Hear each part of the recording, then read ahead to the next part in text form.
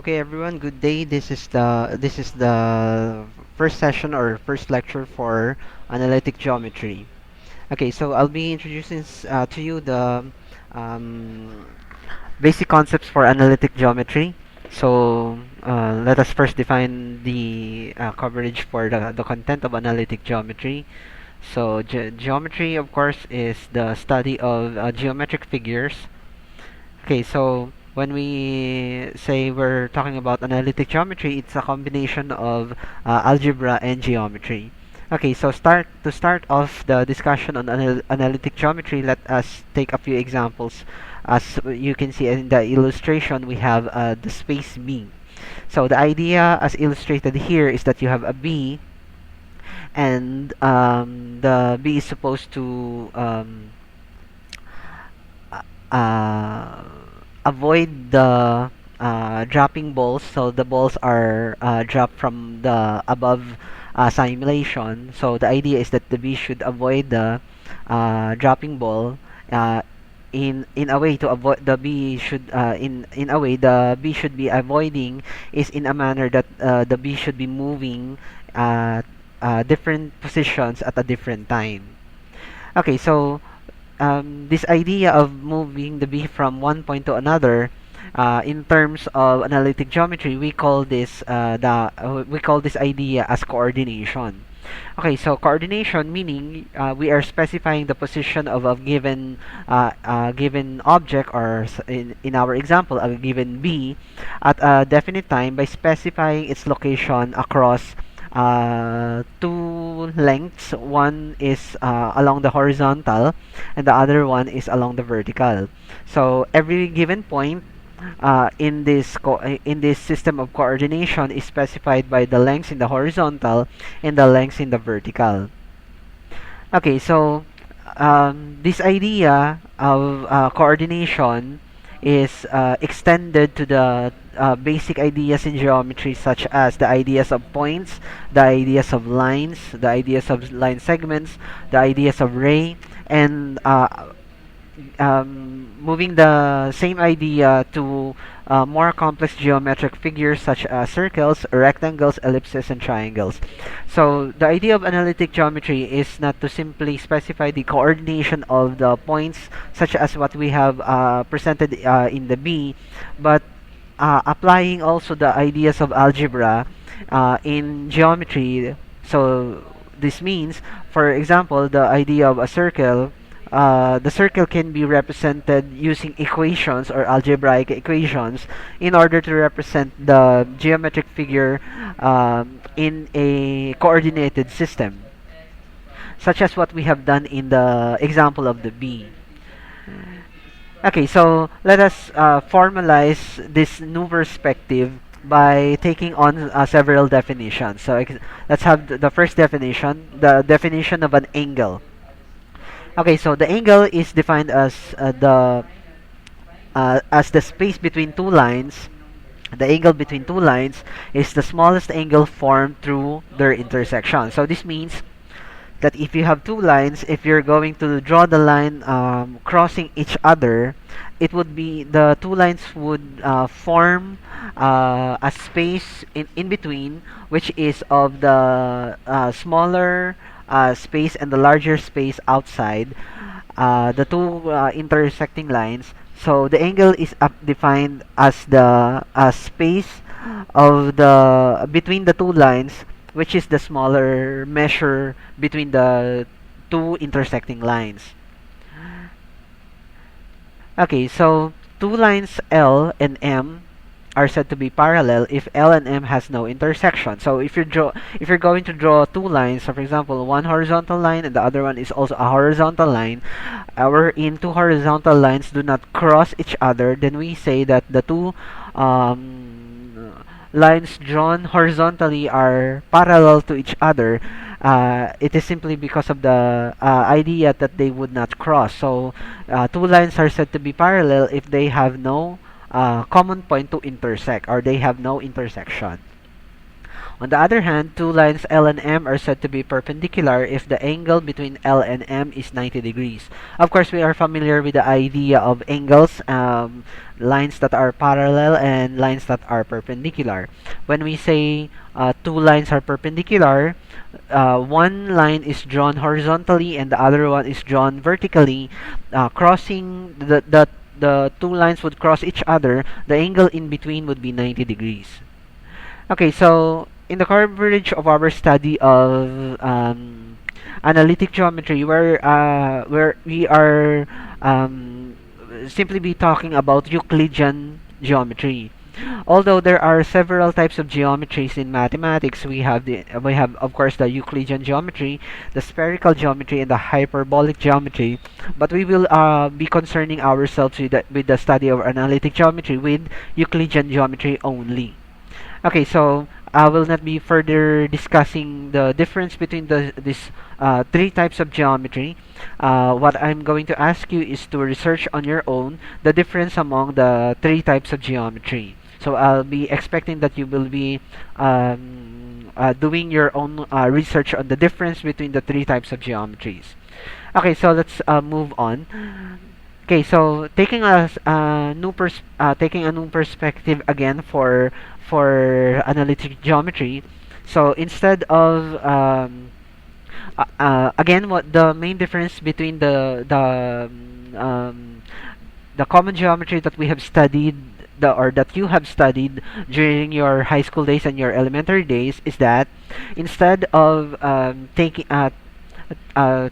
the ideas or geometric ideas of these figures literally or simply drawing them, the creation of these geometric figures in analytic geometry is through algebraic equations. So that's the main idea, the main difference between analytic geometry and the common geometry that we have or that you have studied during your elementary days and your high school days. Okay, so let us extend that idea to spherical geometry. So, in spherical geometry, points are the same as in Euclidean geometry or flat space geometry.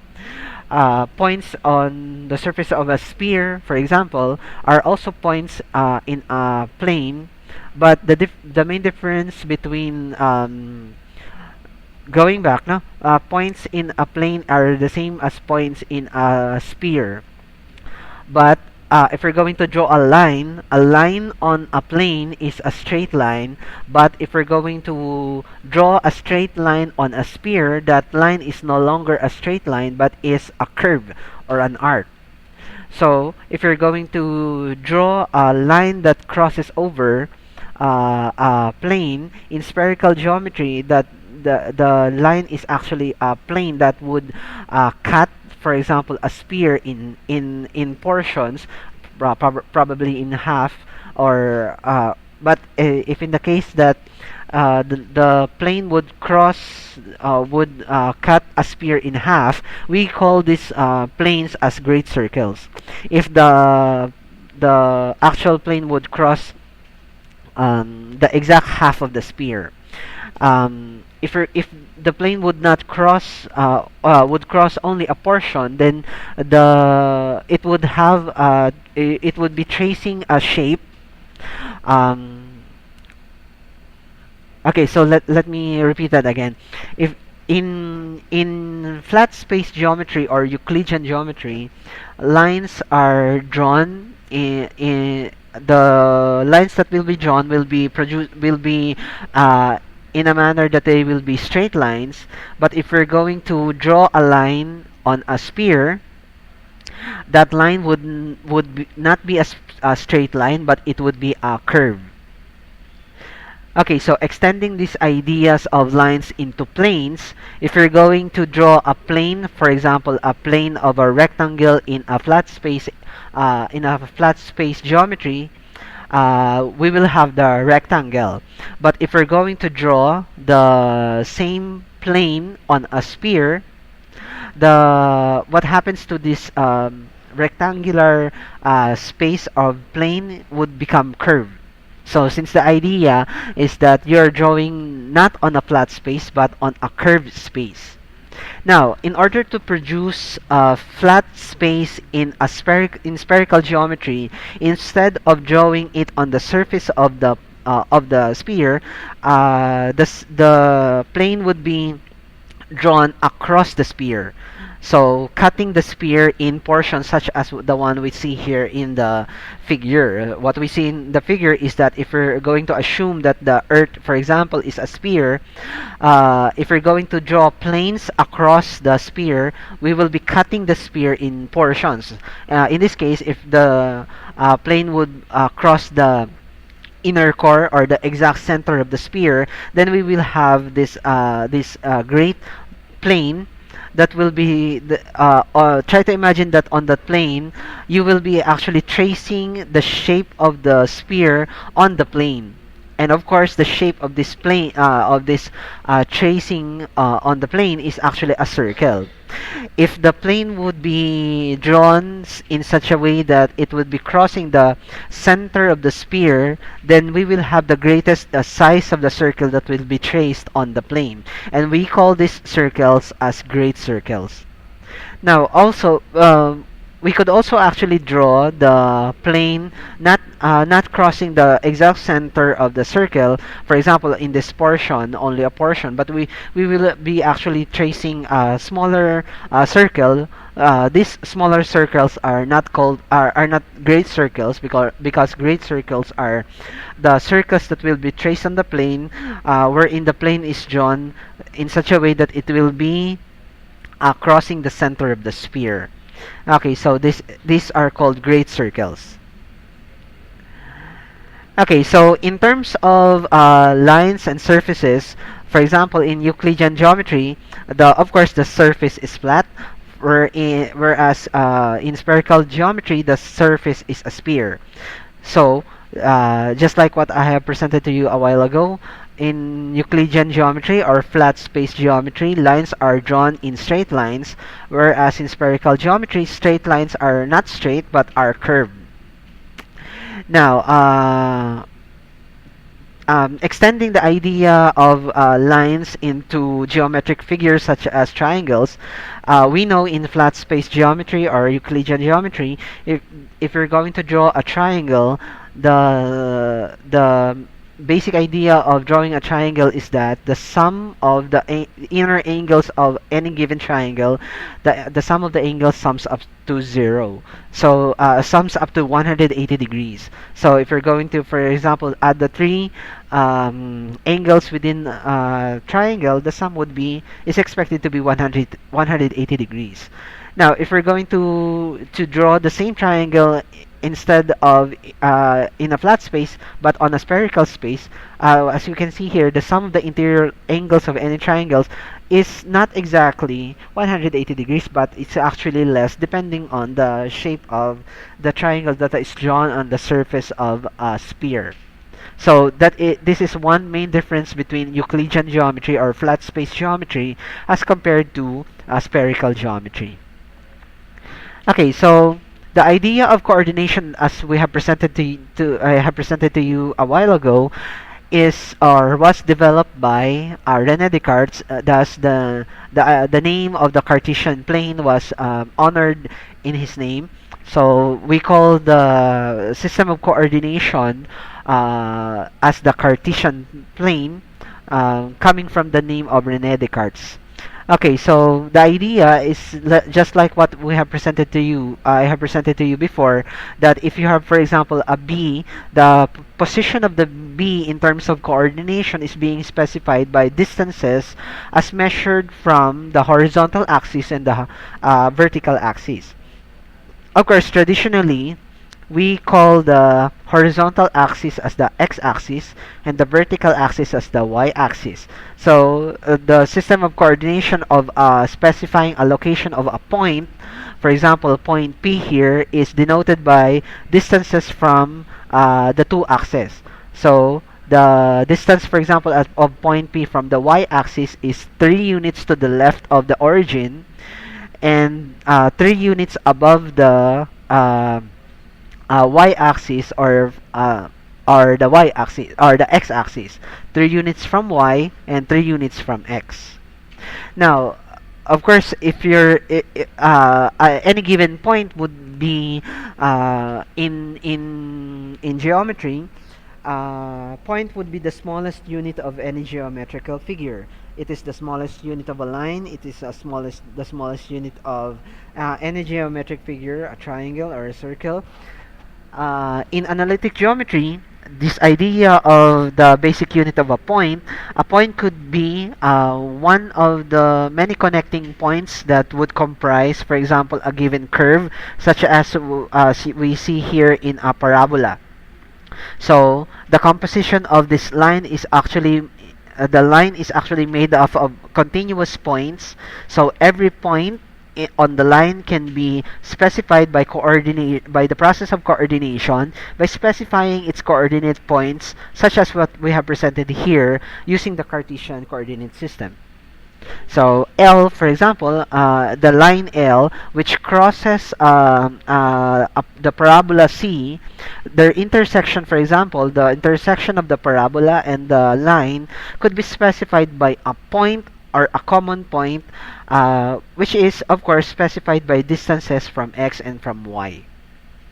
So in this case, this point is actually the point 0.34, because its distance from y is 3 and its distance from, or this is 0.43, no? 43, because its distance as measured from x horizontally is 4 units, and its vertical measurement or y measurement is 3. Thus this point is 0.43, whereas this point is actually point negative 34.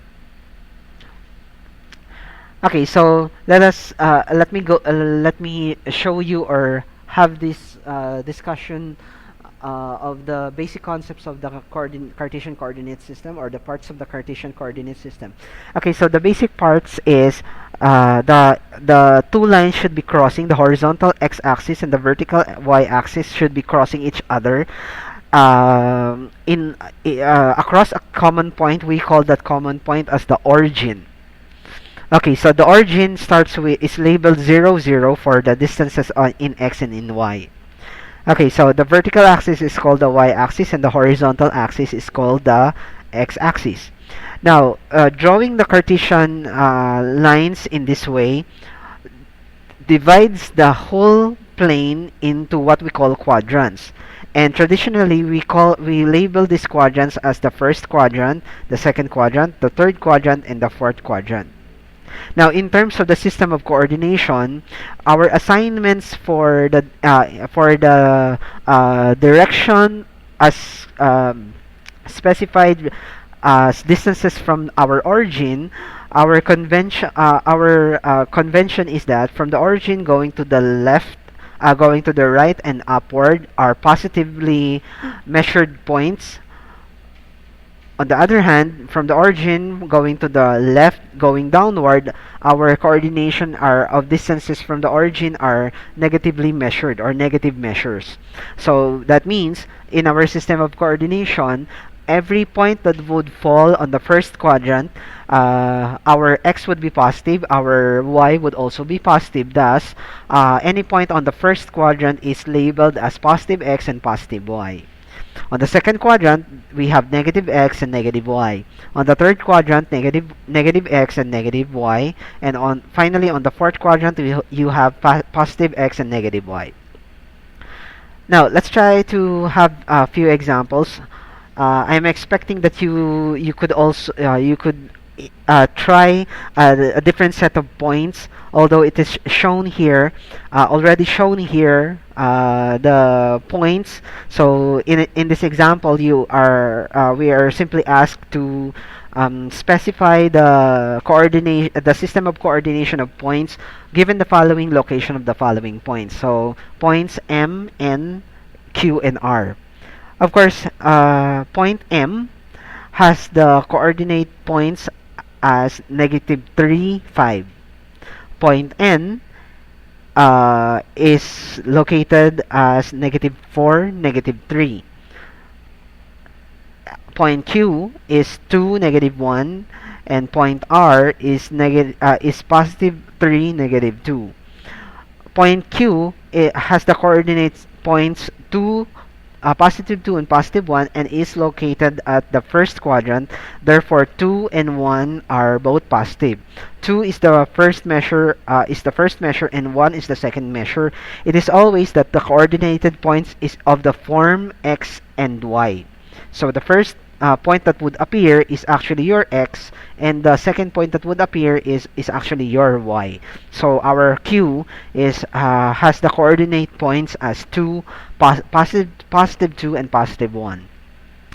M, on the other hand, using the system of coordination for x and y, M is located on the second quadrant, wherein x is negative and y is positive. So our coordinated points for M is negative 3, positive 5. For N, we have negative 4 and negative 3, and N is located on the third quadrant. And R has the coordinated points 3 and negative 2, and R is located on the fourth quadrant. Okay, so next in our discussion is on distance formula. Okay, so uh, in our definition, the definition for for computing the distance between 2 points, we have the definition for the distance formula. Okay, so for every coordinated point, point which has the coordinates x1, y1, and x2, y2, the distance between points with these coordinates and these coordinates is given by the formula d is equal to the square root of x1 minus x2 square plus y1 minus y2 square.